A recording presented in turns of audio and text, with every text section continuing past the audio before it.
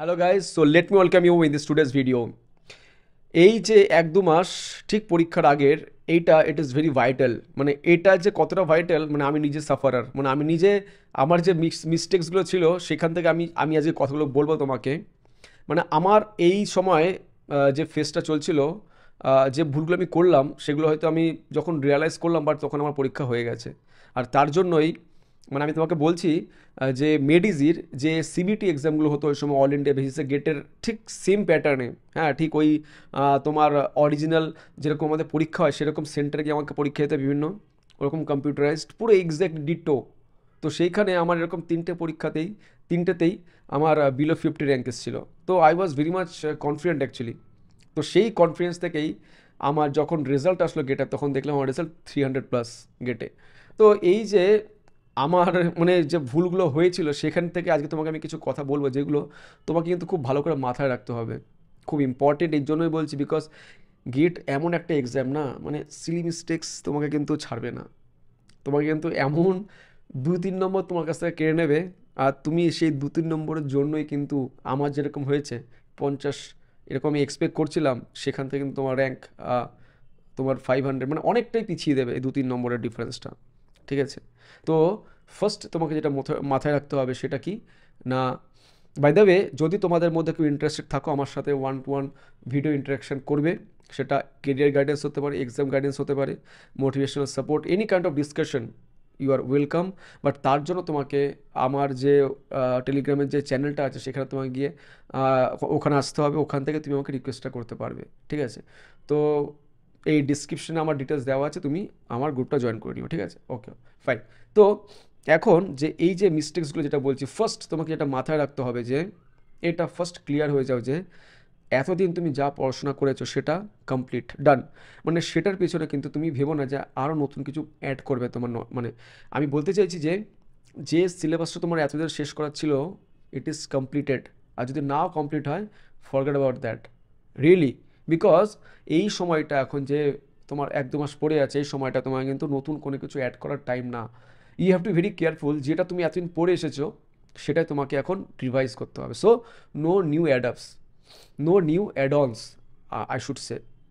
তো ফার্স্টে তোমাকে এটা ক্লিয়ার হয়ে যেতে হবে, যা তুমি কভার করার করে ফেলেছো, আর এখানে নতুন করে কিছু পড়া যাবে না। Very careful.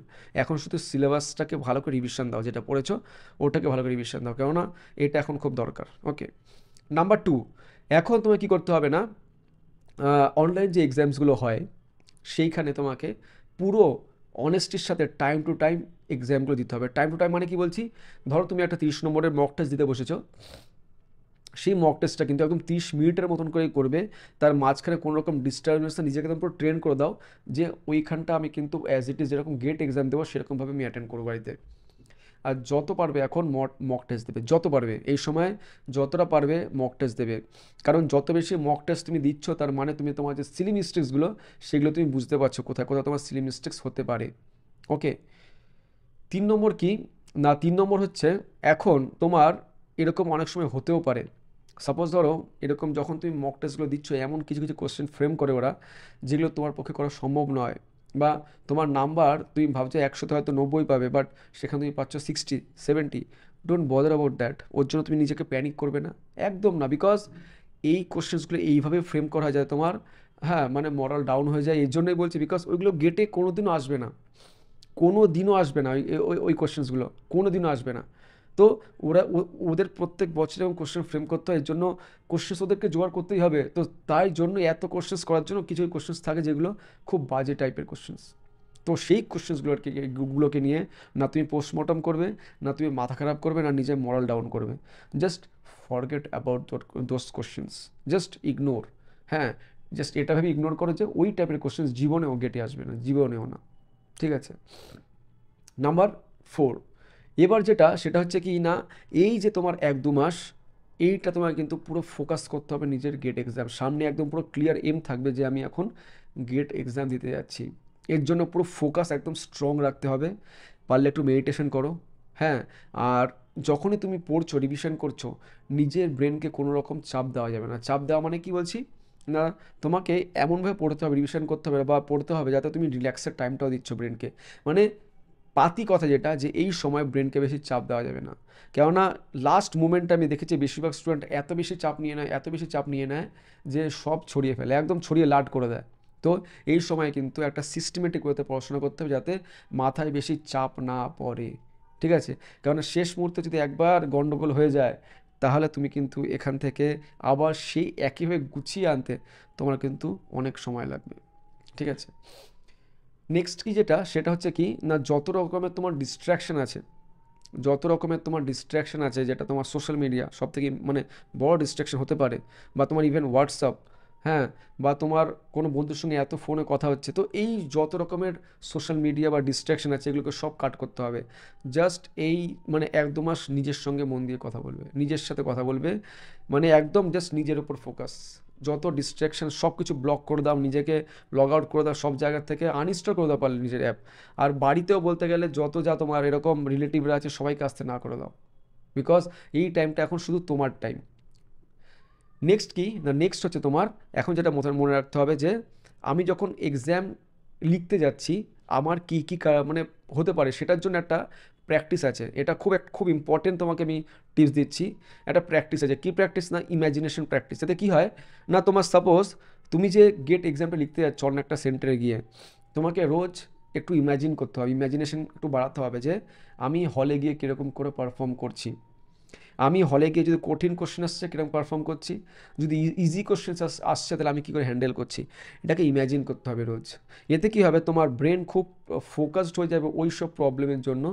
যদি তুমি গিয়ে এরকম টাইপের একটা সেন্টারকে মাথার মধ্যে ইম্যাজিন করে নাও, ফলতে তোমার কী হবে দেখবে যে স্লিম মিস্টেক্সগুলো হয় দেখবে ওগুলো অনেক কমে যাবে, অনেক কমে যাবে, অনেকটাই কমে যাবে, ঠিক আছে? এটাকে তোমার বড় বড় মানে যত লোক আছে সবাই কিন্তু তাদের নিজস্ব যে পারফরমেন্স থাকে বা কোনো কাজ থাকে সেটা করা হয় কিন্তু একটা ইমাজিনেশন প্রোগ্রাম তারা লাস্ট 1 উইক ধরে বা এটা তারা প্র্যাকটিস করে যায়, ফলত তারা কি হয় পুরো মাথার মতো ছবিটা থাকে যে আমি কীরকম করে বিহেভ করতে চলেছি ওসব কন্ডিশনে, ঠিক আছে?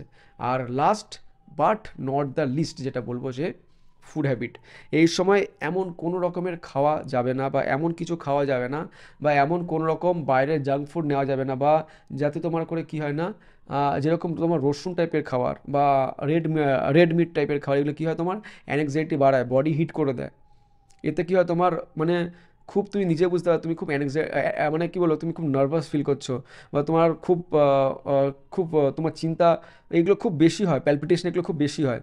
হ্যাঁ, আর জাঙ্ক ফুড এইসব একদম বন্ধ করতে হবে, বিকজ তুমি জানো না তোমার কখন কি শরীর খারাপ হতে পারে, বিকজ এখানে একটা দিন লুজ করা মানে কিন্তু বিশাল পিছিয়ে পড়া, বিকজ এটা খুব ভাইটাল টাইম। এখানে একটা দিনও তোমার লুজ করা যাবে না, নিজের বডিকে ফিট রাখতে হবে, পারলে একটুখানি ফিজিক্যাল এক্সারসাইজ করবে, নিজের বডিকে একদম স্ট্রং রাখতে হবে, ভেতর থেকে তুমি যেন স্ট্রং ফিল করো, I am stronger than anyone else, ঠিক আছে? তো এই যে ফিলটা করলে কি হয়, তোমার নিজের বডিকে ঠিক রাখতে হবে। এই 2 মাস কোনোরকমভাবে নিজের বডিকে কোনোরকমভাবেই রেস্ট নিতে দেওয়া যাবে না পড়াশোনা ছাড়া, ঠিক আছে? তো এই যে তোমাকে টিপসগুলো দিলাম, এইগুলো তোমাকে প্রত্যেকটা মানে যে পয়েন্টসগুলো বললাম মাথার মধ্যে ভালো করে তুমি ঢুকিয়ে নাও, বিকজ এইখানে তুমি যদি 1টা 2টো 3টে পয়েন্ট ছড়িয়ে ফেলেছো বস, আমার মতন কন্ডিশন হবে। হ্যাঁ, ওভার কনফিডেন্স বেড়ে যাবে, বা তোমার ফোকাস নষ্ট হয়ে যাবে, বা তুমি সিলি মিস্টেক করে আসো পরীক্ষায় ফাইনালি। আর যাতে করে তোমার কী হবে, ওই 2-3 নম্বরের ডিফারেন্স তোমার কিন্তু সারা জীবন একটা মানে রিগ্রেট তৈরি করতে পারে, ঠিক আছে?